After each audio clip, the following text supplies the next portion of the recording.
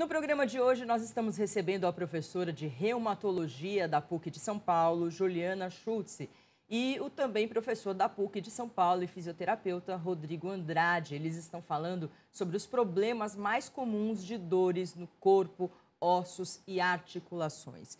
Acho que uma pergunta que todo mundo faz para você é a diferença entre artrite e artrose. É a mesma coisa? Não, não é. Apesar da artrose ter um componente inflamatório, ela é uma doença que, como a gente já falou, promove o desgaste da articulação. A artrite, e o que a gente tem mais, a artrite reumatoide, é uma doença inflamatória sistêmica. Então, ela pode ter origem genética, ela pode ter origem infecciosa, então eu posso ter uma artrite, uma inflamação da articulação por causa de uma meningite, por exemplo, por causa de uma gonorreia, por exemplo. Nossa, gonorreia? Sim, um dos sintomas mais comuns é a artrite, é a inflamação da articulação em resposta a esse agente infeccioso, tá? A reumatoide, que a gente mais ouve falar, que tem aquelas deformidades, que os dedos vão ficando tortinhos, elas têm uma causa genética e normalmente autoimune. Então, é o próprio corpo agindo contra essas articulações. E não se sabe a causa exata, né, desse processo autoimune. Então, a diferença principal entre esses dois problemas é essa questão inflamatória sistêmica e que muitas vezes na artrite reumatoide a gente tem repercussões sistêmicas mesmo, né? Então, pode ter alteração pulmonar, cardíaca. E ela então, costuma... a artrite é pior do que a artrose? É pior. Pior, é pior, né? É pior, porque a artrose, que a gente falou, é um desgaste. Então, você pode fazer os exercícios que o Rodrigo falou, mudar um pouco o seu trabalho, o seu ambiente, que isso já... Ou é mais localizado, né? Exatamente. A artrite, ela é sistêmica. Normalmente, ela é bilateral. Então, se você começa a ter os sintomas numa mão, vai ter na outra, simétrica. E o prognóstico dá para tomar remédio? Dá, deve. Então, assim, hoje em dia, graças a Deus, a medicina está muito mais avançada.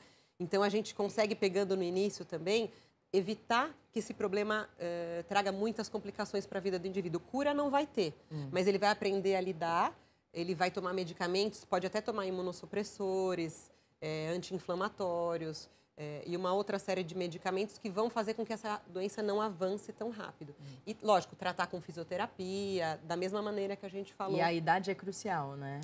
Então, você sabe que na artrite reumatoide, uma outra diferença é que ela pega indivíduos mais jovens. Ela pode pegar pessoas muito jovens. Mas não criança? Criança também. Também. Principalmente se for, por exemplo, de uma causa infecciosa. Essa autoimune é mais comum na meia-idade, né? Mas, assim, a partir dos entre 25 e 45 anos é a faixa etária mais acometida. Vamos falar de fibromialgia? Vamos. Porque, assim, muita gente tem dúvida sobre... Já ouviu falar, sabe, né, que existe, mas não sabe exatamente o que é. Sim. Então, a fibromialgia, ela é uma síndrome reumática. Então, quando a gente fala síndrome, a gente sabe que tem várias coisas envolvidas. A principal delas são dores crônicas difusas. Quando eu falo crônica, por quê? Porque tem que ter uma duração maior do que 3 meses. Então, o indivíduo já vem convivendo com essa dor há um tempo, para a gente falar que ela é crônica. Difusa por quê? Porque ela pega vários pontos do corpo. Então, tem alguns pontos dolorosos que a gente chama de tender points, que são pontos específicos. A gente, no teste clínico, então o diagnóstico é basicamente clínico, porque se você for fazer um exame, não vai aparecer uma lesão, não vai aparecer uma inflamação, uma ruptura, nada. Então, você vai fazer exame e falar, eu estou normal, então não tem nada. Então, o diagnóstico é eminentemente clínico. Um dos testes que a gente faz é apertar, fazer pressão. A gente fala que são 4 quilos por centímetro quadrado, pode fazer com o dedo, e tem um aparelhinho que chama dolorímetro, que a gente aperta nesses pontos específicos, que estão espalhados em todo o corpo. Pescoço, essa região de tronco, joelho, quadril. E eles têm que aparecer, são 18 pontos, e a gente tem que ter muitos pontos presentes para ser positivo para a fibromialgia. Mas não é só isso. Então, quem tem fibromialgia, além de ter essas dores crônicas nesses pontos, tem alteração de sono. Então, esses indivíduos, não que eles não durmam, eles até dormem, mas quando eles acordam, eles falam, nossa, que engraçado, parece que eu não dormi. Que a gente fala que é um sono não reparador. Então, dorme, mas não descansa. Eles têm muita fadiga, então qualquer coisa que faz, cansa, né? Tem um cansaço muito evidente. E muitas vezes eles têm alterações gastrointestinais, alterações urinárias. Então, por isso que é uma síndrome, né? Tem várias coisas associadas e depressão. 50% dos pacientes têm depressão. Nossa, Isso faz com que, às vezes, isso seja menosprezado. Então, acho que quem tem fibromialgia já deve ter sofrido disso. Fala, foi no médico, ninguém descobriu o que era. É da sua cabeça, é psicológico. Né? Falei, ninguém gosta de sentir dor. Então, não é psicológico. É que, muitas vezes, a pessoa que tem fibromialgia tem uma depressão, uma ansiedade associada. E uma coisa não pode ser confundida com a outra. Inclusive, tem um exame de ressonância magnética, que a gente chama de ressonância magnética funcional. Eles fazem um mapeamento do cérebro, né, em determinada função. Então, tem um estudo que mostrou um cérebro de uma pessoa normal e o cérebro de uma pessoa com fibromialgia. Então, foram apertados 2 desses pontos que eu falei para você. No cérebro normal, aparece lá a ativação dos 2 pontos vermelhinhos. Então, o indivíduo sentiu a pressão, sentiu uma leve dor. Se eu fizesse em você, ia aparecer isso no seu cérebro. Quando você pega o cérebro do indivíduo com fibromialgia, ele sente esses 2 pontos, mas essa dor ela se espalha por várias regiões do cérebro. Então, realmente, eles sentem dor. Né? Então, um mecanismo que poderia explicar a fibromialgia é uma sensibilidade aumentada à dor que esses indivíduos podem ter. E a fisioterapia pode ajudar? Pode ajudar e muito.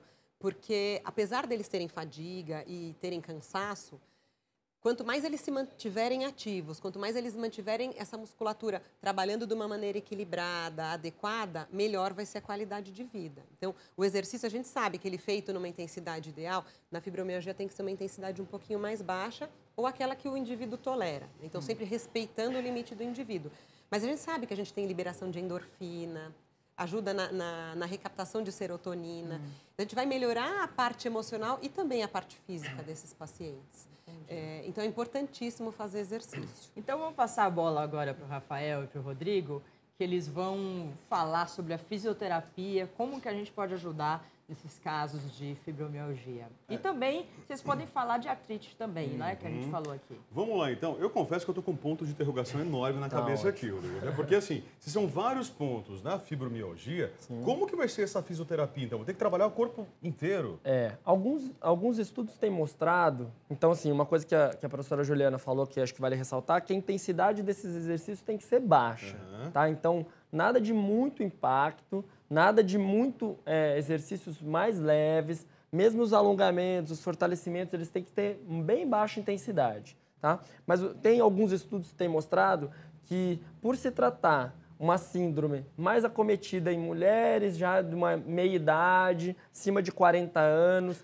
mais em mulheres do que em homens, é isso? Mais em mulheres do que em homens. E o que acontece é que, como tem associado muito o fator emocional, depressão, insônia, que um trabalho de ressocialização, então trabalhos em grupo, tem se mostrado bem benéficos, tá? Para essa população. Então, por quê? Porque elas se socializam, tem um fator também emocional envolvido. Quando a gente está trabalhando todo mundo junto, em rodas, em exercícios de alongamento em grupo, de fortalecimento em grupo, a gente parece que elas conseguem... Uma ajuda comunitária. Elas conseguem ter uma melhora mais duradoura, assim. Porque não é uma coisa que vai melhorar hoje e vai parar de fazer amanhã. É uma coisa que é um trabalho mais continuado, tá? Então, exercícios respiratórios. Então, numa aula dessa, o que é muito interessante que acontece? Exercícios respiratórios, na qual elas vão conseguir entrar em maior contato com si mesmo, uma coisa mais mental, que ajuda bastante. Seria mais controlar o estresse, mais ou menos isso, Com né? certeza. E assim, tentar deixar de lado as preocupações, ficar mais calmo. Exatamente, perfeito. Numa aula dessa, às vezes tem massagem em roda, uma pessoa ajuda um pouco a outra. Então... Massagem em roda é muito legal, as pessoas fazem um círculo, uma fica praticamente de costas um faz pra outra, aqui né? e o outro vai fazer. É mais ou menos isso, né? Então você tem o toque, você tem uma coisa do acolhimento, é uma coisa que ajuda bastante. A massagem, mesmo quando ela for receber alguma massagem da fisioterapia ou do massoterapeuta, tem que ser numa intensidade muito superficial. E essa liberação tem uma técnica da fisioterapia, chama liberação desses trigger ou tender points. Tem que ser numa intensidade baixíssima. Quando a gente fala em massagem, né, praticamente vem à mente assim, aquela ideia de pá, pá, pá, pá, pá. Parece que é um açougueiro com a gente ali mexendo. E não é assim, então. Nessa população tem que ser uma coisa muito diferenciada, uma coisa muito calma, porque se a gente faz uma intervenção um pouco mais forte, a dor aumenta muito. Tá. Então, imagina que é uma coisa, quase uma patologia muito aguda. Então, tudo que se você colocar o dedo na tomada, Entendeu? Então é uma coisa bem devagarinho, uma coisa que a longo prazo você vai sentindo isso da pessoa. Mostra pra gente exercícios de respiração, Rodrigo. O que a gente pode fazer? Importante, então, para a pessoa de casa, a gente pensar mais numa respiração mais abdominal. Tá. Uma vez que você consegue fazer essa respiração, então acho que uma dica para a pessoa é ela colocar as duas mãos, uma mão no tórax, uma mão no abdômen, e fazer esse ar chegar até o seu abdômen. Então ela também pode fechar os olhos, ela imaginar que o ar tem que chegar até o seu abdômen. Tufa barrigão mesmo, Pode é isso? ser, A pode ideia é essa. Tá. É fazer esse ar circular, fazer uma respiração mais profunda.